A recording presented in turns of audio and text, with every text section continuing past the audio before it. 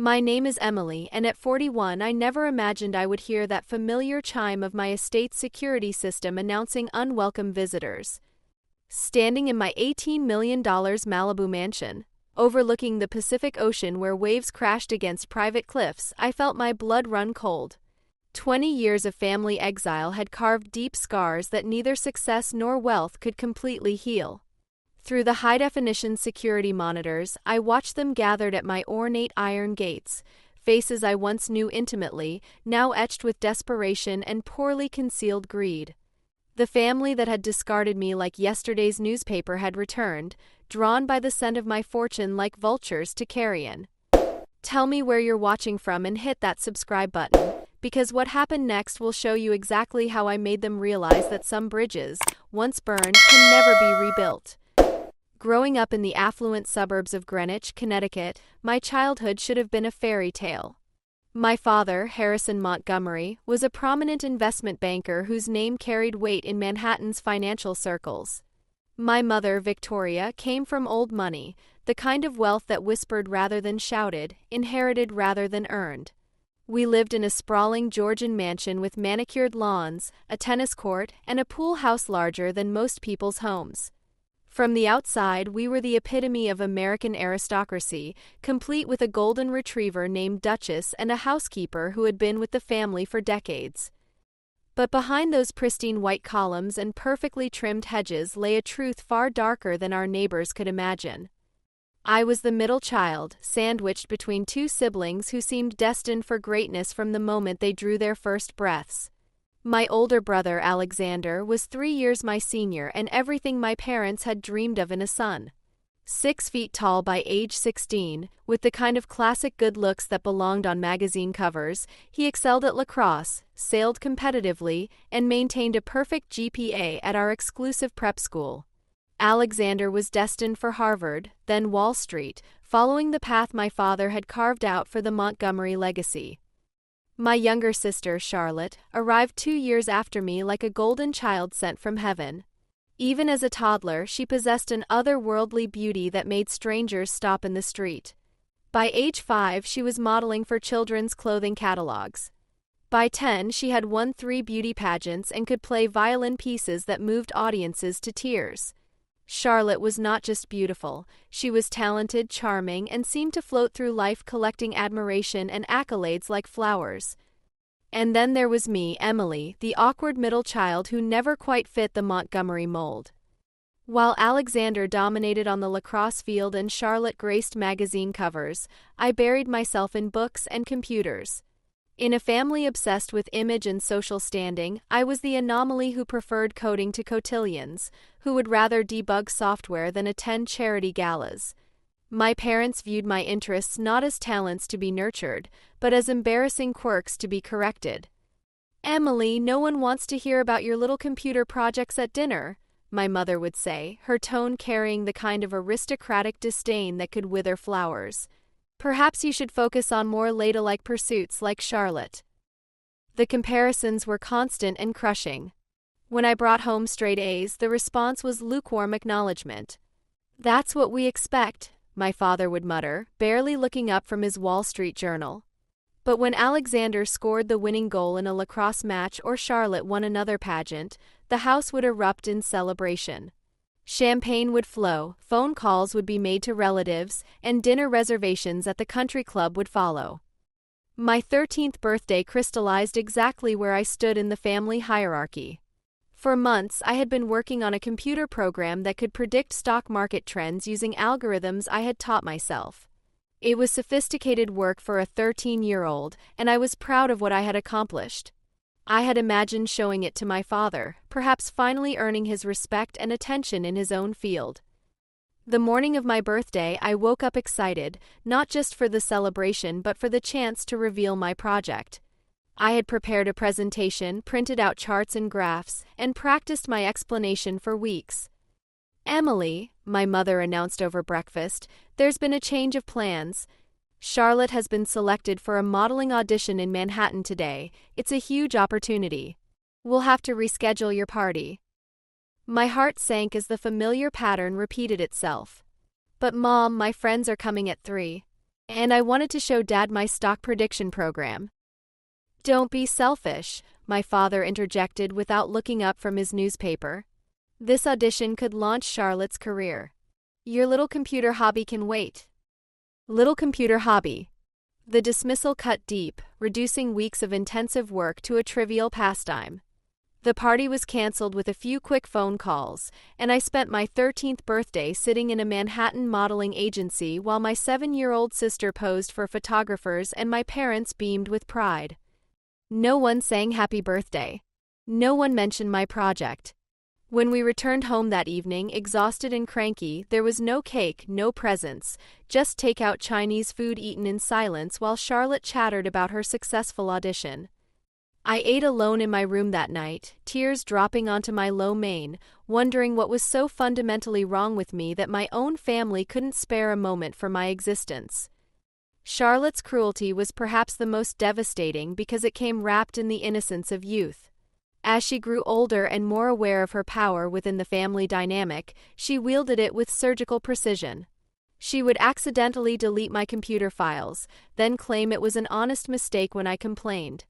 She borrowed my books without asking and returned them damaged or not at all. "Emily's just being dramatic again," she would say with her angelic smile whenever I protested to our parents. I didn't mean to hurt her feelings. Her friends, a pack of equally privileged and beautiful girls, would descend on our house like a glamorous hurricane, taking over common spaces and speaking in stage whispers that stopped the moment I entered a room. I learned to navigate my own home like a ghost, avoiding the areas where their laughter and chatter reminded me of everything I wasn't. Alexander, while not actively cruel, was perhaps worse in his complete indifference. As the golden boy, he could have protected me from Charlotte's psychological warfare, but he was too absorbed in his own world of athletic achievements and social success to notice his middle sister's quiet suffering. To him, I was simply part of the background noise of family life, present but not particularly important. The only person who truly saw me, was my maternal grandmother, Margaret Hayes. Grandmother Margaret lived in a sprawling estate in the Hamptons, and I spent several weeks with her each summer. Those weeks were my salvation, the only time I felt valued for who I was rather than criticized for who I wasn't. "You have a brilliant mind, Emily," she would tell me as we walked through her rose garden. "One day, the world will recognize what I see in you now." She was the only family member who showed genuine interest in my programming projects, asking thoughtful questions and celebrating my small victories.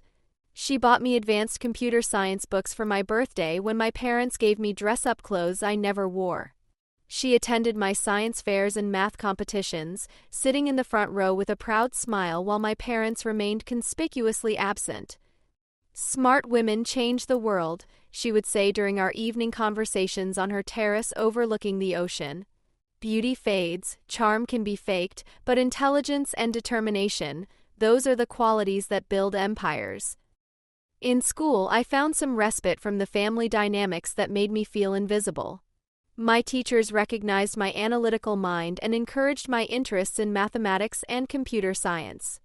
I joined the computer club, participated in coding competitions, and slowly began to build confidence in my abilities. But even my academic achievements were met with tepid responses at home. "It's good that you're smart," my mother would say, "but you also need to work on your social skills. No one wants to marry a computer nerd." Marriage and social standing, those were the metrics by which my mother measured a woman's worth. The fact that I might want to build a career, make my own money, and define my own success was incomprehensible to her worldview. By the time I reached high school, I had learned to keep my ambitions to myself. I applied to programming camps and technology conferences in secret, using money I earned from tutoring younger students. I spent countless hours in the school's computer lab, working on projects that stretched my abilities and fed my passion for problem solving. When college acceptance letters arrived during my senior year, I had secretly applied to MIT, Stanford, and Carnegie Mellon, schools renowned for their computer science programs. I had also applied to several Ivy League universities to appease my parents, though my heart wasn't in those applications. The day my MIT acceptance letter arrived changed everything. I had been accepted into their highly competitive computer science program with a partial scholarship based on my coding portfolio and academic record. I was ecstatic, finally seeing a path toward a future where my skills would be valued and developed. My parents' reaction was swift and crushing. "Mit?" my father said, his voice dripping with disappointment. "What kind of social connections will you make there? That school is full of antisocial nerds." "Emily, dear," my mother added, "you need to think about your future. A woman's success depends on the people she knows, not the things she can do with computers. You should attend Columbia or Yale, join the right sororities, meet the right people." They refused to support my MIT dreams, both financially and emotionally. The partial scholarship wasn't enough to cover all expenses, and they made it clear that their money would only flow toward schools they deemed appropriate for a Montgomery daughter.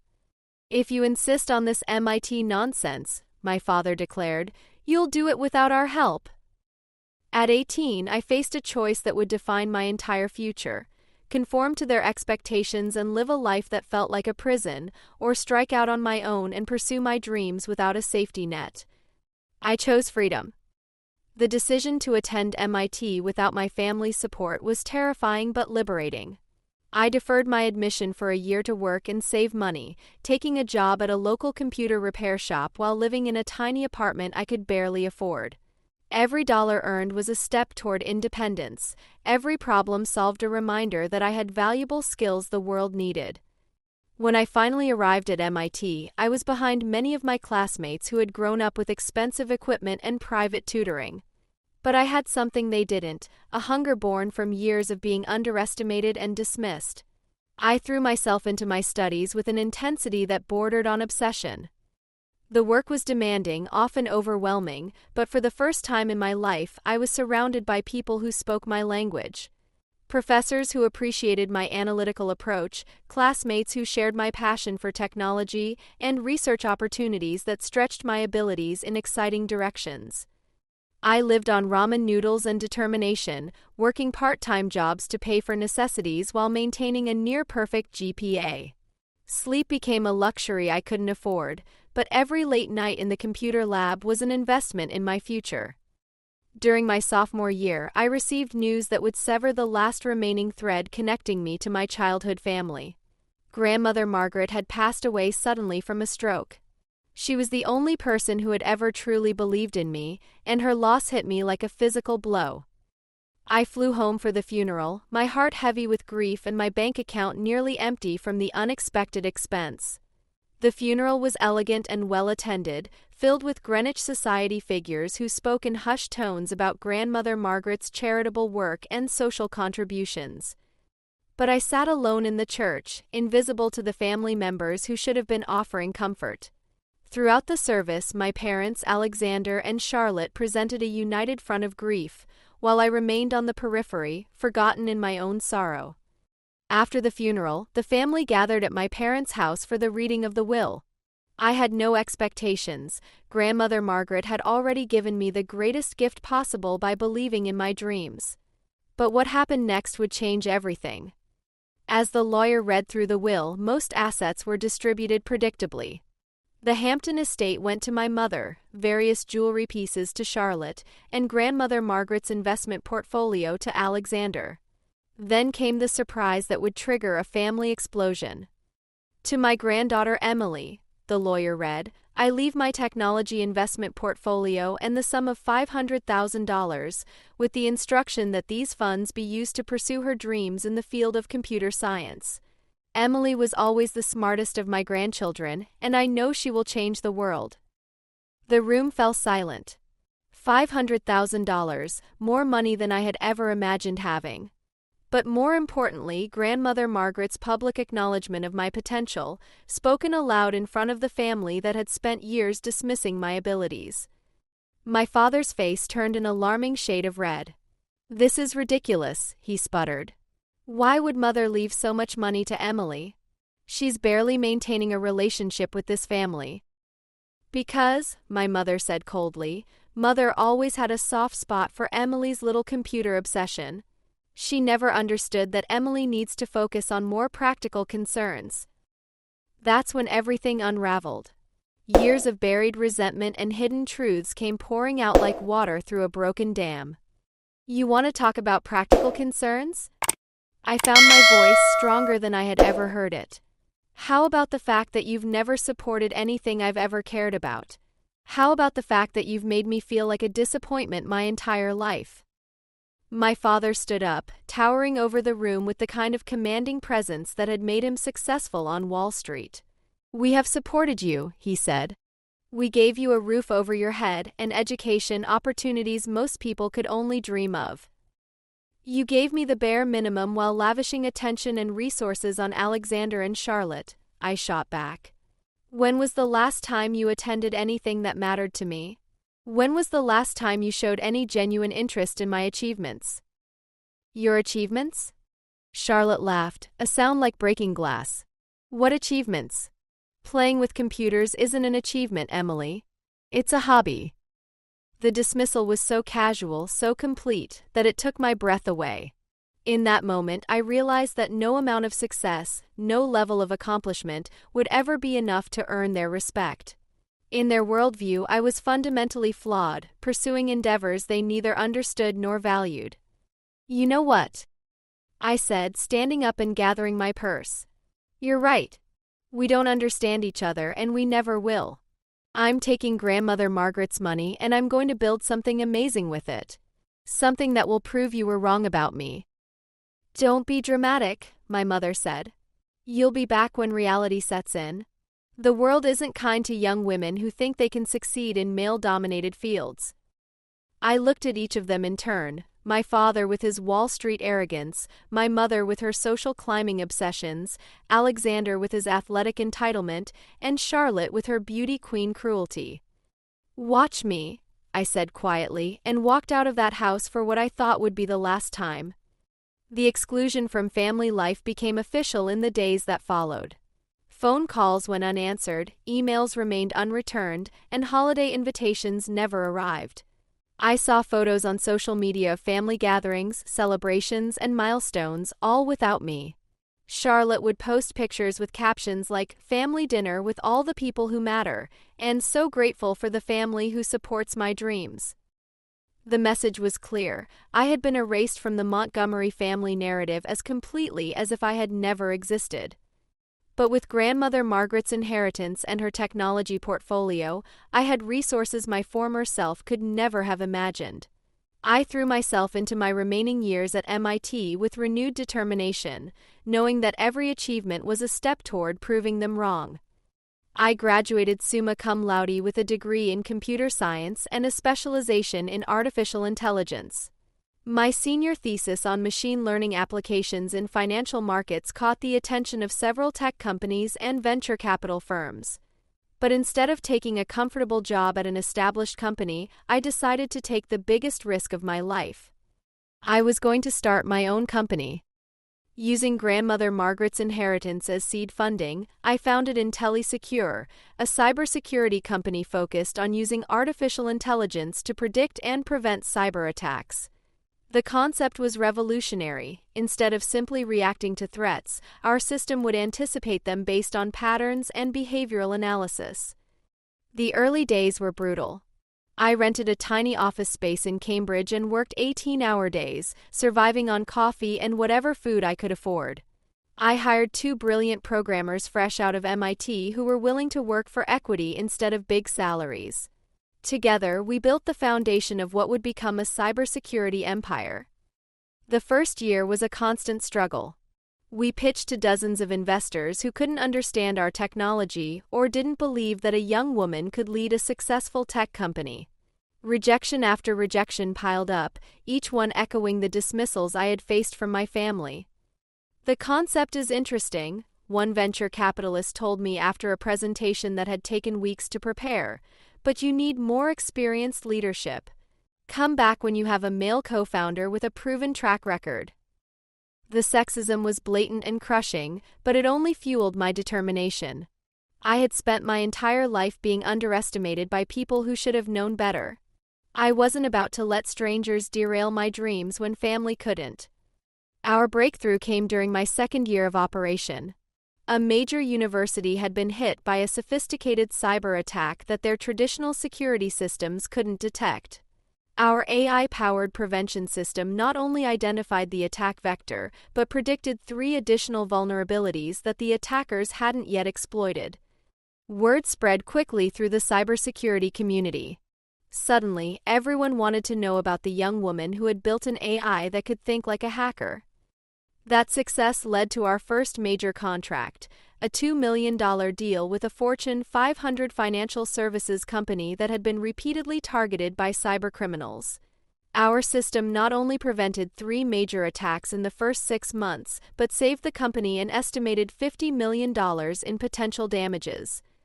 With that proof of concept, the investment dollars finally started flowing.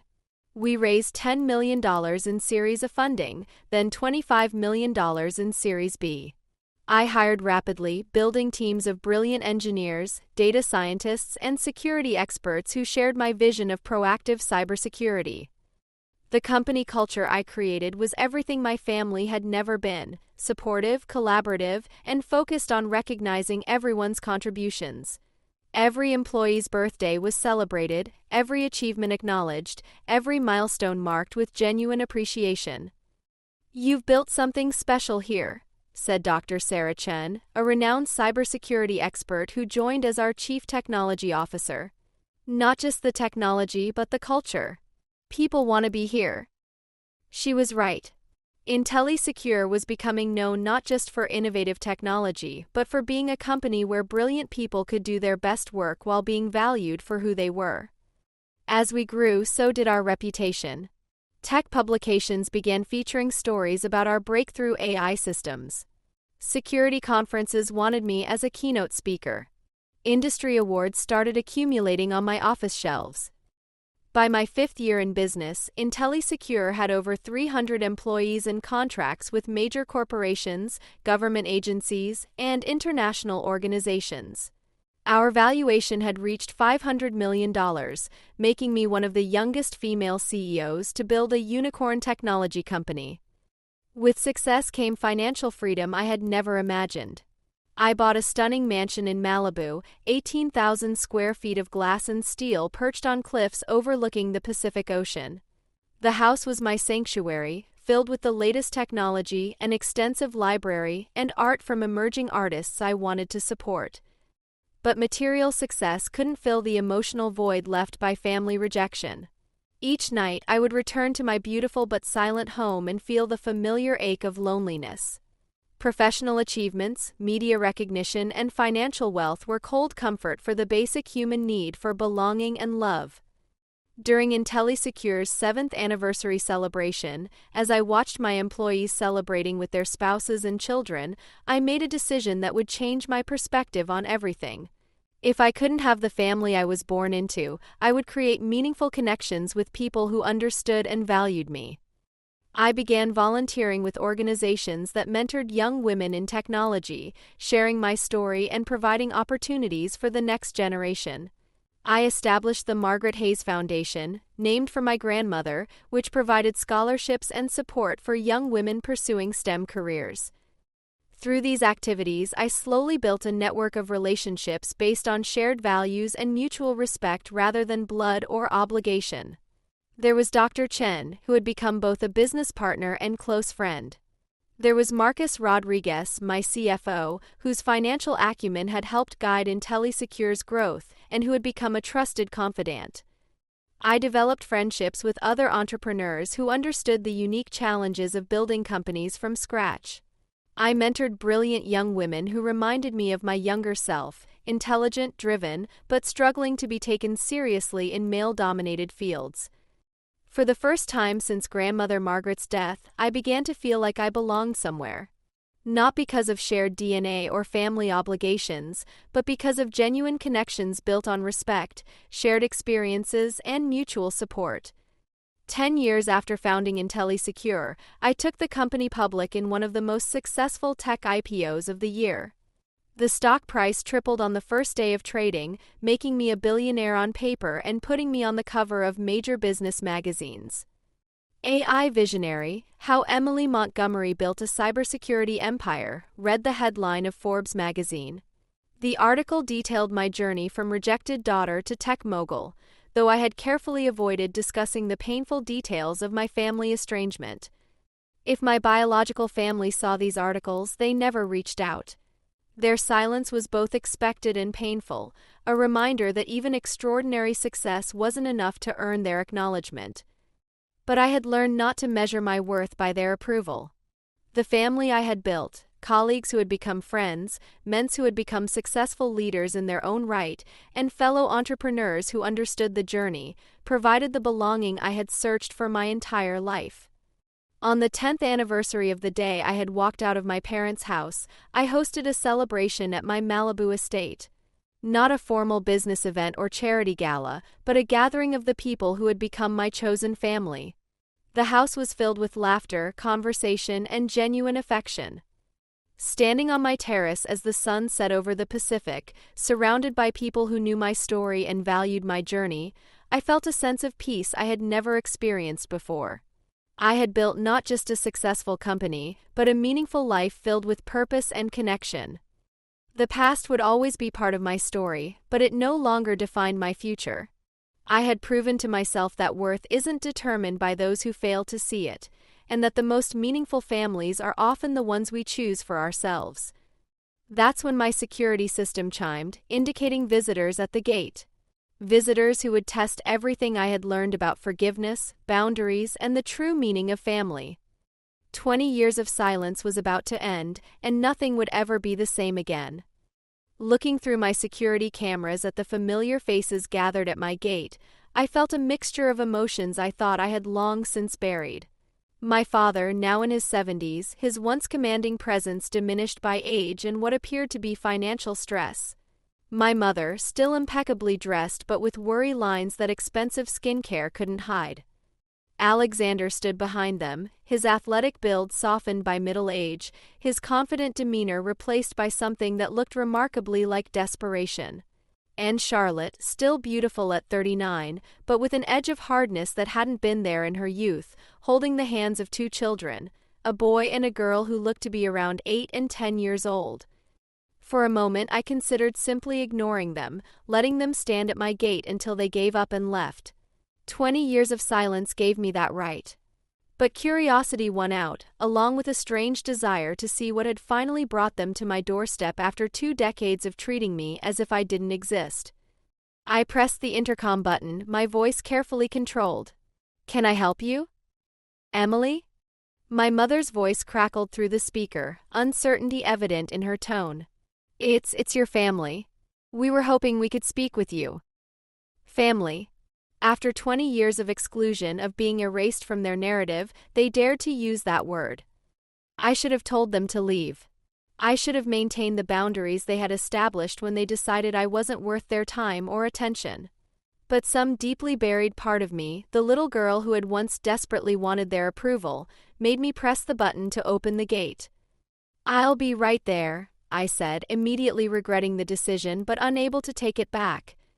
I quickly changed from my casual loungewear into designer jeans and a silk blouse, not because I wanted to impress them, but because I needed armor for whatever was coming. By the time they reached my front door, I had composed myself, at least outwardly. Opening the door, I was struck by how much they had aged in the 20 years since I'd seen them. My father's hair was completely gray, his face lined with stress.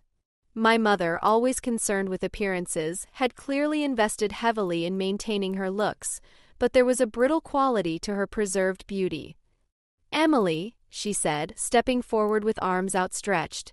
"You look incredible." I stepped back slightly, avoiding the embrace. "Thank you.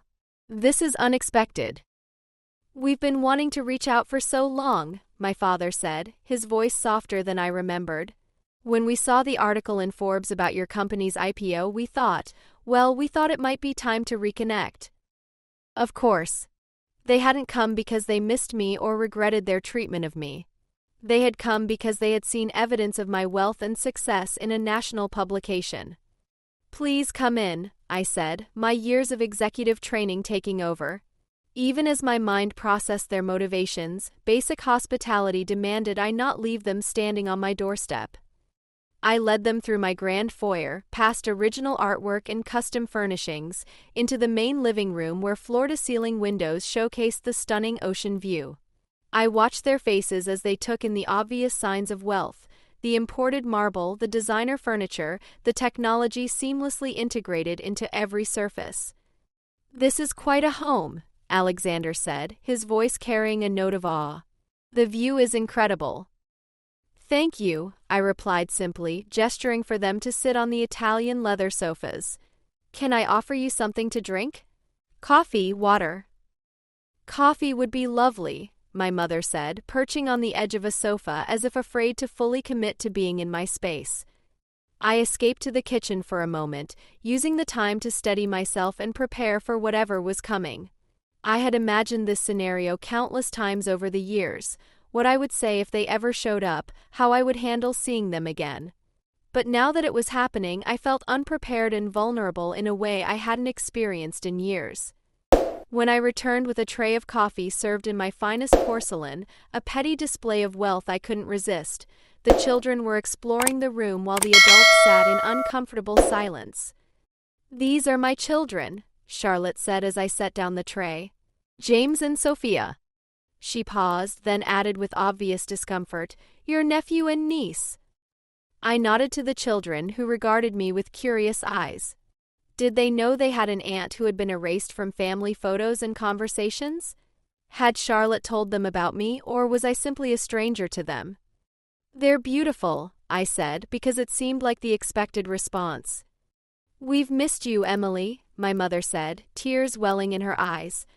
The performance was almost convincing. "All these years we've thought about you, wondered how you were doing." "Have you?"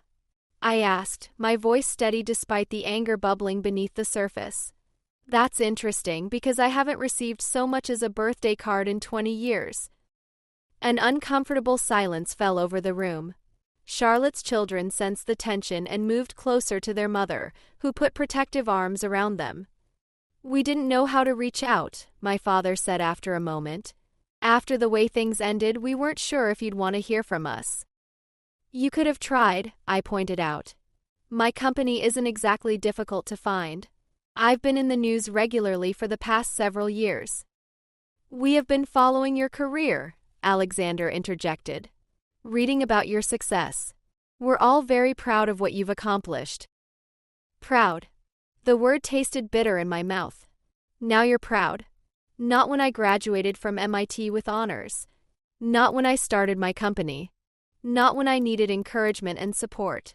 Only now, when I have a mansion and a billion-dollar company. The color drained from my father's face. "Emily, that's not fair. We always supported your education." "You refused to help me attend MIT, I reminded him. "You called my interests computer hobbies and tried to force me into a path that would serve your social ambitions, not my dreams." Another uncomfortable silence. The truth hung in the air between us, impossible to deny or explain away. "We made mistakes," my mother admitted, though her tone suggested this concession was difficult for her. "We were younger then, more focused on traditional expectations." "Traditional expectations," I repeated. "Is that what we're calling 20 years of complete exclusion from family life? Traditional expectations?" Charlotte shifted uncomfortably, glancing at her children. "Maybe we should discuss this privately." "No," I said firmly. "You brought them here. They're part of this family you claim to represent." I looked directly at James and Sophia. "Did you know you had an aunt before today?"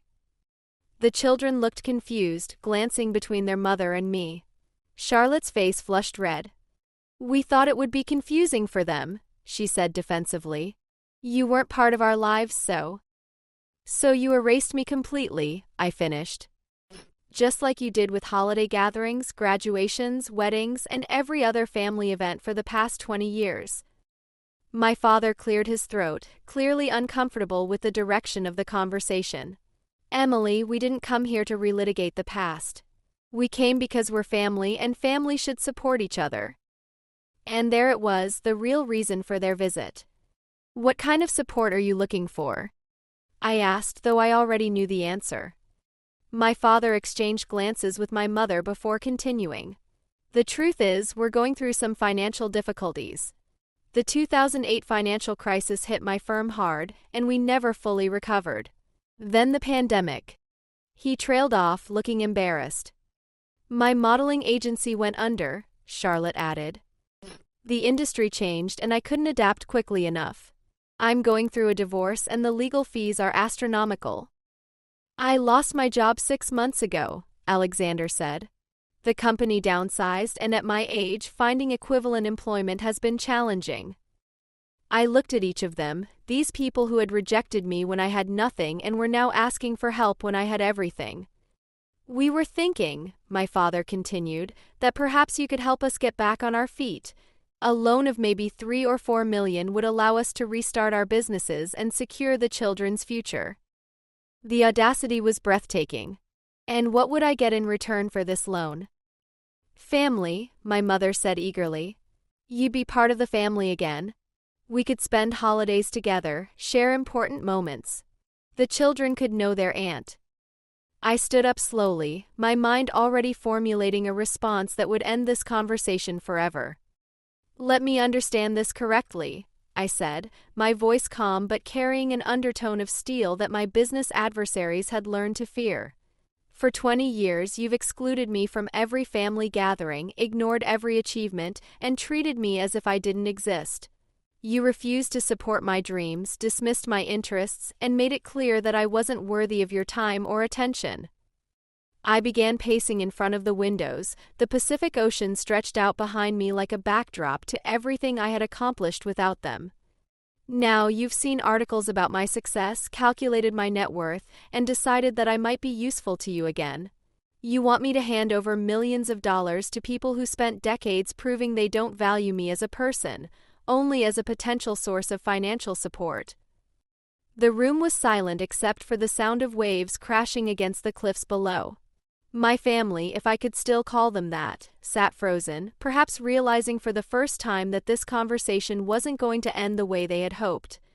Emily, my mother began, we know we made mistakes. Mistakes? I interrupted, my carefully maintained composure finally cracking. Mistakes are forgetting birthdays or saying the wrong thing at dinner. What you did was systematic emotional abuse disguised as family dynamics. I turned to face them directly, feeling 20 years of suppressed anger and hurt rising to the surface. Do you remember my 13th birthday, Charlotte? The one that was canceled so you could go to a modeling audition? Do you remember how I spent that day sitting in a Manhattan agency while you posed for pictures, with no acknowledgement that it was supposed to be my special day? Charlotte's face went pale and she pulled her children closer. And you, Alexander, I continued, do you remember all the times I tried to share my programming projects with you, hoping my big brother might show some interest? You couldn't be bothered to look up from your lacrosse equipment. Alexander stared at the floor, unable to meet my eyes. And you too, I said, looking at my parents, the people who were supposed to love and support me unconditionally. You treated my interests like character flaws to be corrected. You made me feel like a disappointment for pursuing the very talents that eventually made me successful. My father's face had turned red with what looked like anger or embarrassment. We provided for you. You provided the bare minimum, I cut him off. You gave me food, shelter, and education, the legal requirements of parenthood. But you never gave me love, encouragement, or acceptance. I walked to a bookshelf and pulled out a leather-bound album, similar to what I had maintained for years after leaving home. I kept track, you know, I said, opening the album to reveal printed screenshots of social media posts. 20 years of family gatherings that I wasn't invited to. Birthdays, graduations, weddings, holidays, all documented with captions about complete family gatherings and having everyone who matters most. I turned the pages slowly, showing them evidence of the life they had lived without me. Christmas mornings with perfectly wrapped presents under designer trees. Thanksgiving dinners with extended family members I barely remembered. Alexander's wedding, a lavish affair at the country club where I had once felt so out of place. Charlotte's children's birthday parties, elaborate affairs with themed decorations and dozens of guests. This was Alexander's wedding, I said, stopping at a page filled with professional photographs. I learned about it from a Society page article. 3 years of planning, over 200 guests, and not one thought of inviting your own daughter. Alexander winced, finally looking up from the floor. Emily, And this, I continued, turning to another page, was when James was born. Such a beautiful baby announcement. Our hearts are full as we welcome the newest member of our family. The newest member. As if I had never existed. Charlotte's eyes filled with tears, whether from genuine remorse or frustration at seeing her carefully maintained facade crumbling, I couldn't tell. We thought it would be too difficult, she whispered. You had made it clear you didn't want to be part of our lives. I made it clear? I repeated, my voice rising. I was 23 years old when you threw me out for daring to question why I had been lied to my entire life about being adopted. I never said I didn't want a family. I said I wanted a family that actually valued me. I closed the album and set it aside, my hands trembling slightly from the emotional exertion of reliving 2 decades of exclusion. But you know what the most painful part is? You didn't just erase me from your present, you revised history to pretend I had never mattered. When people asked about me, what did you tell them? Did you say I had died? Moved far away? Or did you simply pretend you only had 2 children? The silence that followed was damning in its completeness. No denials, no explanations, just the uncomfortable recognition of being caught in a web of lies they had spun so completely they had probably started believing it themselves. We told people you were pursuing your career, my mother said finally, her voice barely above a whisper. For 20 years? I asked. That's quite a career pursuit. I walked back to the windows, looking out at the ocean that had become my sanctuary. The afternoon sun was beginning to set, casting golden light across the water and reminding me how much time had passed since they had arrived uninvited in my carefully constructed life. Let me tell you what I've been pursuing, I said, my voice growing stronger as I found my footing again. I built a company from nothing. From a tiny apartment where I lived on ramen noodles and determination, I created technology that protects millions of people from cyber attacks. I've employed over 500 people, provided health insurance and retirement benefits for families, funded scholarships for young women in technology. I turned back to face them, seeing my reflection in the windows behind me, successful, confident, no longer the uncertain young woman who had left their house in tears 2 decades ago. I've donated millions to charities that support foster children and adopted kids who've been abandoned by their families. I've mentored dozens of young entrepreneurs, helping them avoid the obstacles I faced. I've spoken at conferences, sat on boards, and used my success to create opportunities for others. My father shifted uncomfortably in his seat. We're proud of what you've accomplished. No, I cut him off firmly. You're impressed by what I've accomplished. Pride requires investment, support, belief in someone's potential. You can't claim pride in achievements you actively tried to prevent. I sat down across from them again, my posture relaxed but my gaze unwavering. Here's what I find most interesting about your visit today. You didn't come because you missed me. You didn't come because you realized you had treated me poorly and wanted to make amends. You came because you calculated that my net worth might solve your financial problems. That's not true, my mother protested. We came because we want our family to be whole again. Your family, I replied calmly, has been complete for 20 years. You made that choice when you decided I wasn't worth including. Now you want to redefine family to include a convenient source of funding. I leaned forward slightly, my voice taking on the tone I used in boardroom negotiations when I knew I held all the cards. Let me make something very clear. I will not be giving you $3 or $4 million. I will not be investing in your failed businesses. I will not be your financial safety net after 20 years of treating me like I didn't exist. The color drained from my father's face. Emily, please. However, I continued, raising a hand to stop his protest, I'm not completely heartless. James and Sophia didn't choose to have parents who make terrible decisions. They shouldn't suffer because their family has poor financial management skills. I addressed the children directly, who had been watching this adult drama unfold with wide, confused eyes.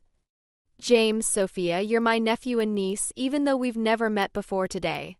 That's not your fault, and I don't want you to be punished for your parents' choices. I'm going to set up education funds for both of you that will pay for any college or university you want to attend when you're older. The children looked uncertain, glancing between their mother and this stranger claiming to be their aunt. The funds will be managed by my financial team, I continued, looking at Charlotte. You'll have no access to the money. It can only be used for educational expenses, tuition, books, room and board, that sort of thing. Think of it as an investment in their futures, something your grandmother Margaret would have wanted. Charlotte's expression was a complex mixture of relief, disappointment, and wounded pride. We don't need your charity.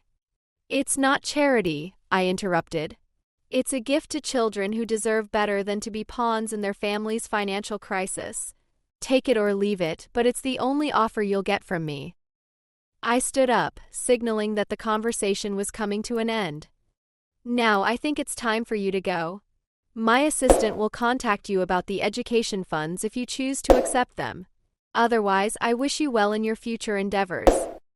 As they gathered their things and prepared to leave, Charlotte turned back to me, her expression softer than I had seen it in decades. Emily, she said quietly, I know we haven't been the family we should have been, but seeing you now, seeing what you've built, I am proud of you. I really am. I looked at her for a long moment, searching for sincerity in her words. There might have been genuine regret there, or it might have been another manipulation. After 20 years, I had learned not to trust my family's motivations. Thank you, I said simply. Take care of your children, Charlotte. They deserve better than what we had growing up. I walked them to the door, maintaining my composure through sheer force of will. As they stepped outside into the golden California evening, my father turned back one last time. This isn't over, Emily, he said, though his tone lacked its former authority. Family is family. No, I replied calmly. Family is people who choose to love and support each other. What we had was biology and proximity, nothing more. I closed the door on my past and leaned against it, finally allowing the tears to come. They weren't tears of sadness or regret, but of release. In facing my family and refusing to be manipulated by them again, I had finally freed myself from the last chains of their approval. I pulled out my phone and dialed Dr. Chen, the one person I knew would understand what I had just experienced. Sarah, I said when she answered, are you free to come over? I just had visitors and I could use a friend right now. As I waited for her to arrive, I walked through my beautiful home, the sanctuary I had created through years of hard work and determination. For the first time since my grandmother's death, I felt truly at peace with who I had become. The wounds of the past would always be part of my story, but they no longer defined my present or my future. I had built something remarkable from the ashes of rejection, and no amount of family dysfunction could diminish what I had accomplished. When Dr. Chen arrived 30 minutes later, she found me in the garden, sitting on a bench I had installed in memory of grandmother Margaret. The ruby ring she had left me glinted in the fading light as I twisted it absently, a habit I had developed when deep in thought. Rough afternoon? She asked, settling beside me. I recounted the entire encounter, from seeing them on my security cameras to their final departure. Sarah listened without interruption, her face reflecting the range of emotions I had experienced. $3 million, she repeated when I finished. After 20 years of silence, they show up expecting you to fund their failures. The audacity was breathtaking, I agreed. But you know what? I'm glad they came. Sarah raised an eyebrow. Really? Really? For years, I carried this fantasy that they might someday realize their mistake and reach out to apologize. Part of me was still that little girl hoping for their approval, even after all this success. I looked out at the ocean, watching the waves crash against the cliffs in their eternal rhythm. Today proved that they haven't changed. They're still the same people who valued image over substance, who could only see worth in terms of social status or financial benefit. Their showing up today wasn't about me, it was about them. And how does that make you feel? Sarah asked gently. I considered her question carefully. Free, I said finally. For the first time in 20 years, I'm completely free from any hope of reconciliation. I can stop waiting for them to become the family I needed and focus on the family I've chosen. We sat in comfortable silence as the sun set over the Pacific, painting the sky in brilliant shades of orange and pink. The emotional upheaval of the day had left me drained, but also strangely energized. You mentioned setting up education funds for the children, Sarah said. That was generous. They're innocent in all this, I replied. I won't punish them for their parents' choices.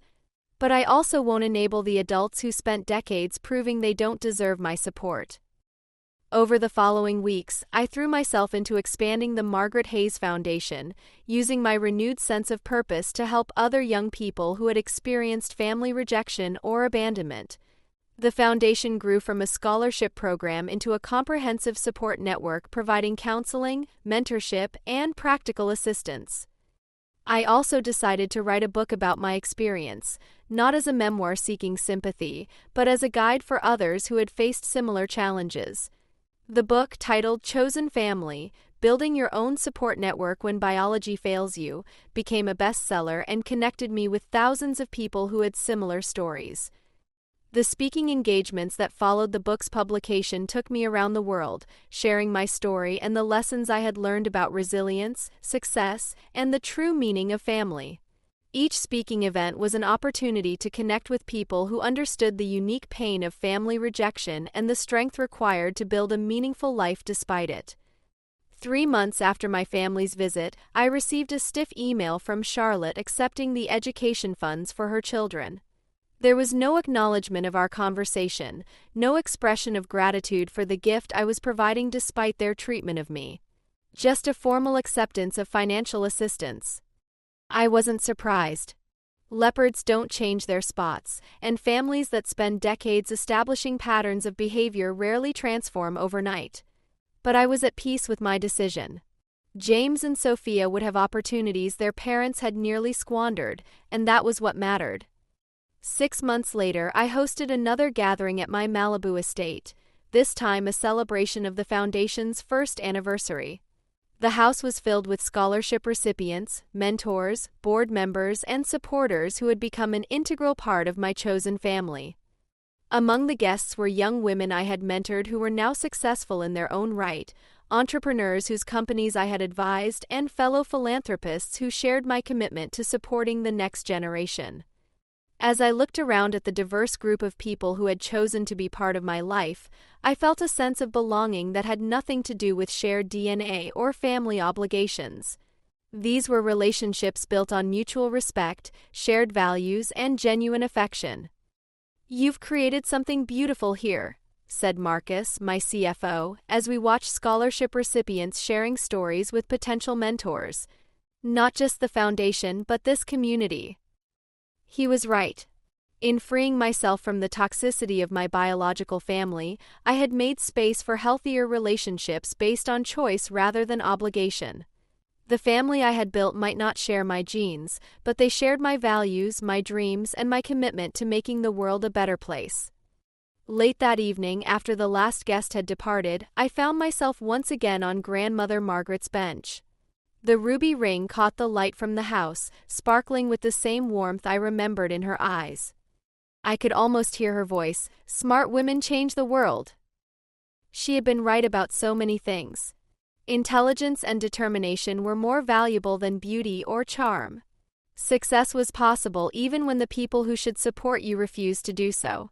And most importantly, the most meaningful families are often the ones we choose for ourselves.